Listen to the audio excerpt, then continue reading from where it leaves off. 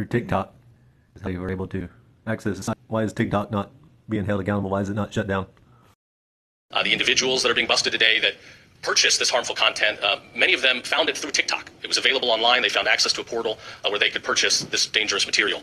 TikTok has shown they can very quickly get stuff off their website. If there's unlicensed music or something going around, they've proven with a flip of a switch they can get it off. And it's taken too long for them to get some of this pornographic material and avenues to purchase harder, more gross content. We've got to get them to be more accountable. So we'll be working on that. We're going to hold social media companies accountable that want to put our families and our kids in jeopardy. So today, these 8 defendants are being... This shows that TikTok should be banned. It didn't do anything about these guys. It was the state of Florida that busted these guys, even though TikTok knew about these guys for a long time. If you are not going and looking at social media and what's out there, you need to. I'm not telling you, go look for porn, but you can see it is not hard to find it on publicly available social media websites like TikTok. As I said before, we're going to be cracking down. They got to get that stuff off of there.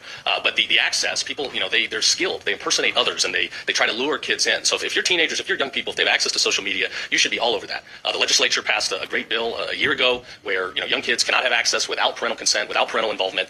We're litigating that law right now, and I think it's going to end up in the right way. It's the right thing to do. But you need to be having those conversations with your kids. You need to be exercising controls where you can. If you even want to let your kids have some of this information. I know those are difficult decisions. That's for you as a parent, and for every parent it's going to be a little bit different. But I cannot say enough to scare you about how dangerous social media is for young people right now. I don't know if anybody has anything else to add. Plead to the second count of murder and the second plea. Guilty? Yes, sir. And doing so freely and voluntarily? Yes. Doing so because you are guilty? Yes, sir. Right. The reason I killed him was because he was a child molester.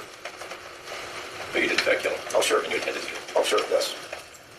Well, if it's all right, I'd like to tell you where it started. Go ahead. All right, well, he was my bunkie, and I had found out that he was in prison for child molestation, a really bad case. So that night he was trying to justify why he did it, and I just told him to be quiet, and he would have to leave in the morning to find a new cell.